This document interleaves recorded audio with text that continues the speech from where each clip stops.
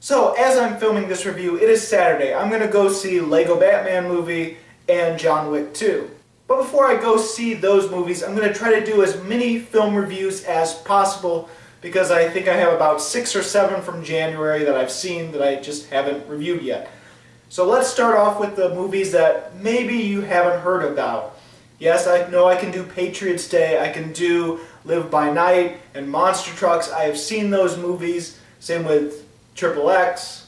But let's start off with one of the ones that you may not have heard about. Let's start off with Claire in Motion. Now chances are you probably don't know what Claire in Motion is. Came out in January and not a lot of people have heard about it. Unless you have heard about it, have seen it, and want to just see a review of it, and I might be one of the few or maybe even the only reviewer reviewing it. I'm not sure, I haven't checked yet. I know a lot of the major ones haven't. Claire in Motion stars Betsy Brandt as Claire. Now Claire is a professor, she's married to another professor, they're both in different fields of the university. Now her husband Paul, he goes out on a hiking adventure for a couple days. It's a sort of a survivalist trip where he brings very little and survives off the nature, and he's usually gone for about 2 or 3 days. Now on the day that he's supposed to come home, he doesn't show up. Claire starts to worry and it becomes a missing person case. The initial search does not find him and he's gone for several days.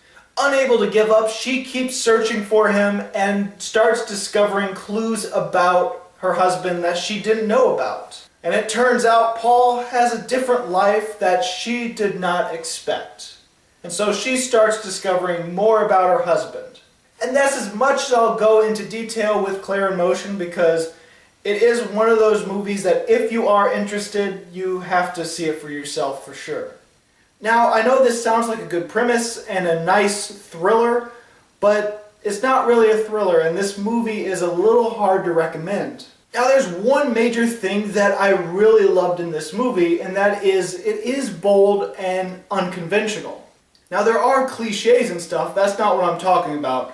The structure of this movie is unconventional in the fact that this is not a movie where you watch it for the plot. It's not a movie that you watch for entertainment. This isn't a thriller. This is one of those movies that demands to be analyzed, studied. This is more of an art house film, even though it is very straightforward.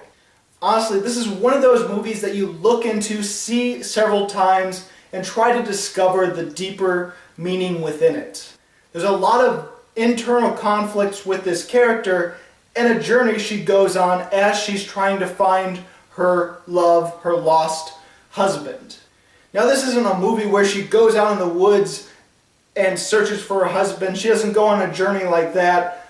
She goes to the woods every day for searching for little clues, but it's not like she goes out on an adventure trying to seek her husband and follow in his footsteps. Again, I have to emphasize this. This is one of those movies where you're trying to find the deeper meaning within it, and it's one of those movies that you have to work hard for to really get the bigger picture. Now, I didn't find it was one of those films where I had to see twice. I did see it twice as a refresher for this movie review, but it's not one of those movies where it really is deep. To some people it might be because there's a lot of people that will see it just for the plot and skim over the whole thing of what it's really about. So if you like movies where you have to go into detail, you have to analyze and speculate and have theories, this is one of those movies you might enjoy. And I stress might because even though I feel that this is one of those things that movies really need to show nowadays, this is one of those movies that I wish more mainstream movies would do something a little like that, but there are mainstream movies that do something like this, but are also entertaining, and this movie, it did bore me, but I'll get more into detail with that when I get to the bad. The other thing I liked about this movie, there is some good acting, especially with 2 of the main leads. Of course, our main character Claire, played by Betsy Brandt, is really good. Now, I can understand if people will see her as boring and not care about her that much. There is a few outbursts that she has in the movie, but it's very far and few between because in this movie she is more subtle and she is depressed and she is really holding on to the fact that maybe her husband is still alive out there. So a lot of the turmoil she goes through is more internal, and her facial expressions, that's what you really need to pick up on. And if you're not that kind of person where you don't see acting like that and you just like big shouting moments, this movie will not be for you, and you might think she is a boring character or a passive character because she doesn't really do much during the majority of the film. I mean, she does do stuff. She does move the plot along, but people that just see a movie for plot might feel that she does nothing for a majority of the film. Now, another actress that I thought did a really good job was Anna Marguerite Holyman. I think she did the best she could with this character, and she is definitely the second best actress or actor in this entire film, at least for me. Now, what I mean by she did her best with the character, well, I really hated her character. If you were to have an antagonist in the film, a main antagonist, this isn't one of those films where there is a main antagonist, I feel. But if you were to pinpoint one of them in this movie, it would be her character. Because there's this whole thing where Claire sees this art student, or is it art professor or art grad or student? Anyway, when she starts seeing her and realizes that this girl was in her husband's past, well, Claire starts thinking, you know what?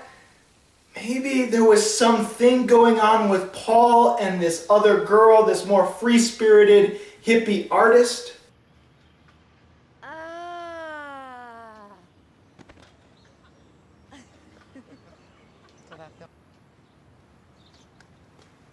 Professor Hunger. Wow.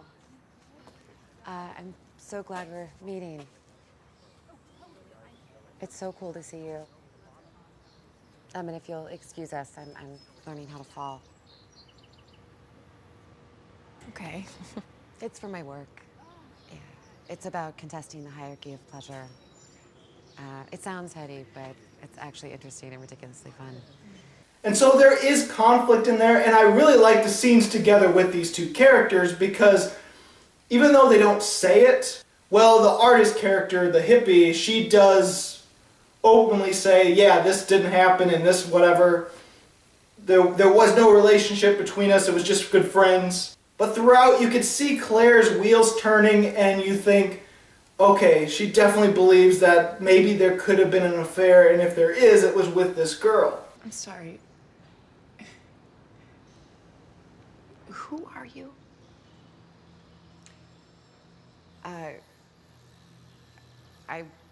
I was his collaborator and friend. We were just good friends. That's all. I had to explain to the cops that sex isn't the only thing that makes you close. Now, it's not the fact that she's an antagonist and because Claire doesn't like her that I don't like her, because, and yes, you're supposed to root for the main character, and when someone's against that main character, you're supposed to not like that other character, but there's a fine line between not liking him and just outright being annoyed with that character.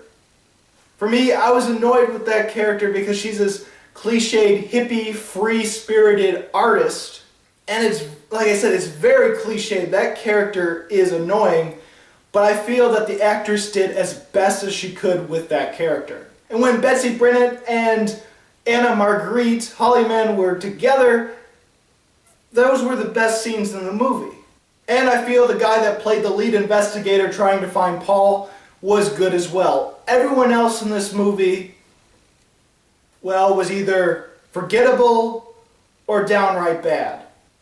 I also liked some of the camera work in this film and some of the psychological things that Claire goes through as she's sleeping and dreaming of her husband. There's some really neat effects in this movie which is very simple yet effective and really lays out the message of the movie. There is definitely something really interesting and really entertaining within this movie. about a woman that wants closure, that wants to find her husband, whether he's dead or alive or off somewhere in some different country. There's definitely that struggle, that desperation for closure, and you can really feel for this character. And I think there's also a deeper meaning within it about a person sleepwalking through life and then becoming more active and becoming more, well, less sleepwalky and more like feeling alive and living in the moment. There's definitely a progression with Claire in that sense, as well as the sense of closure versus letting go.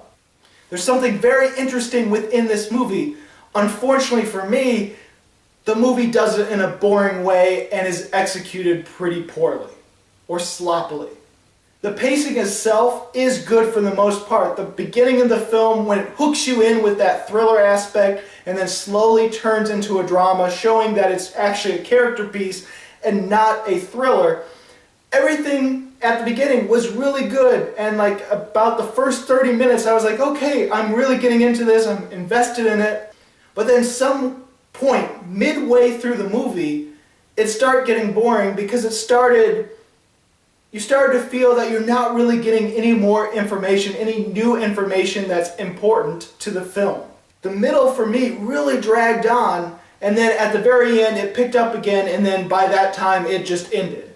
Now, it's not the fact that I want a fast-paced movie or want a thriller. I liked when it slowed down and became a drama, but there's a point in the middle where it felt like nothing was happening, no new information was happening, and you just felt stuck.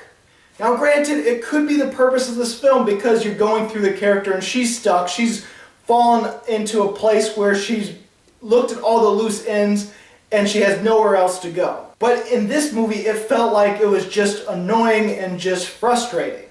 Also, when it comes to characters that aren't the main characters, there's a lot of bad acting and some bad line delivery. Jesus Christ, you'd think he'd fucking be found by now.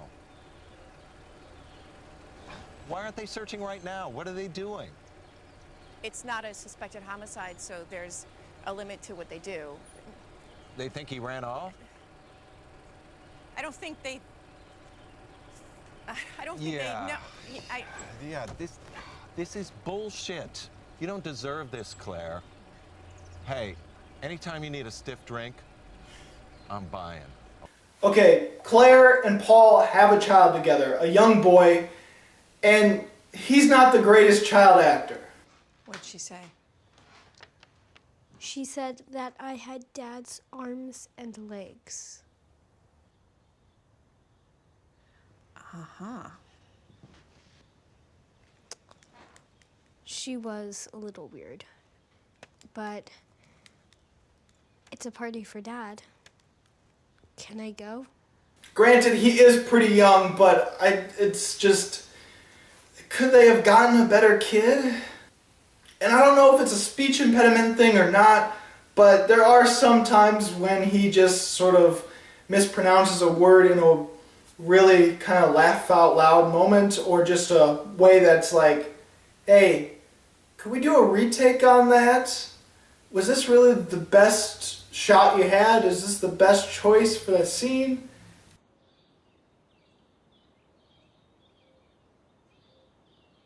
It's just half days. You've already missed too much school. Everybody's gonna stare at me.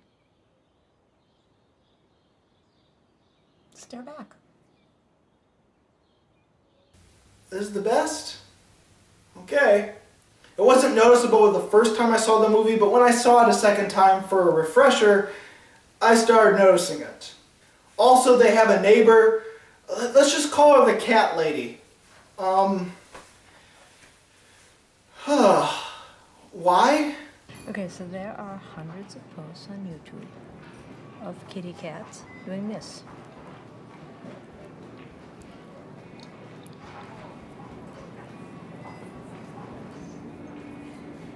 Hours of this. Good. Well done. Look, I understand she's a friend and she helps with motivation when it comes to whether she should let go or keep holding on and looking for closure and finding Paul. But she's kind of it's just really out there to me. It's just really strange. I don't know if it's supposed to be dreamlike because she's sleepwalking through life and now she's becoming alive again. If this is supposed to be like dreamlike, but still try to be realistic enough that you can believe it as a real world. I don't know, but there are definitely some odd choices in this movie where I'm looking at it and I'm thinking, why? Now, if you're a person that looks at the major plot, wants closure for the main plot of what happened to the husband, well, you are not going to get that in this movie. That part of the film, that major part of the film is open-ended. Now, honestly, I like that. There is movies with open endings that I feel work really well, and in Claire in Motion, it works really well. But if you want closure, if you really want to know what happened to the husband and don't want to theorize about it, then you might hate this ending. I can't stress this enough. There are people that are going to love this film, and there are people that are going to hate it. And I have a feeling that if you watch this review and see my score and see what I say about it, you're not going to care about what I said, and you're going to say, hey, if you don't think this is a bad movie and a sucky movie and one of the worst movies ever, I'm going to dislike you. And if you don't think it's the best movie ever, I'm going to dislike it. I have a feeling when I upload this film and get more views, I'm going to have that predicament. But know this, if you love this film, I understand it. The things you love about it are the things I love about it. If you absolutely hate this film and think it's the worst thing ever, look, the things you hate about it, the things you thought were boring, I thought were boring as well. I absolutely agree with both sides for this movie, and that's why it all cancels out for me, and I have to give it not a great score and not a really bad score. I have to give it the exact average. Honestly, I'm going to give Claire in Motion 2.5 stars. If this sounds like a movie you're really interested in, go and check it out, but be warned, it could get boring because there are movies like Claire in Motion that is more of a deeper meaning, that need to be analyzed, that need to be pieced together, but still have a very interesting plot, an interesting story, and interesting characters. Claire in Motion doesn't have anywhere near that level of interest for those aspects. It's more all about piecing it together yourself and just, well, it could get boring. So, are you one of the few people that saw Claire in Motion? What did you think about it? Go ahead and comment below. And if you like this video and you want to see more, please subscribe and check out my movie reviews. I've got movie reviews of 2015, 2016, and 2017. As always, this is Bruce Gifford, and this was Just My Opinion.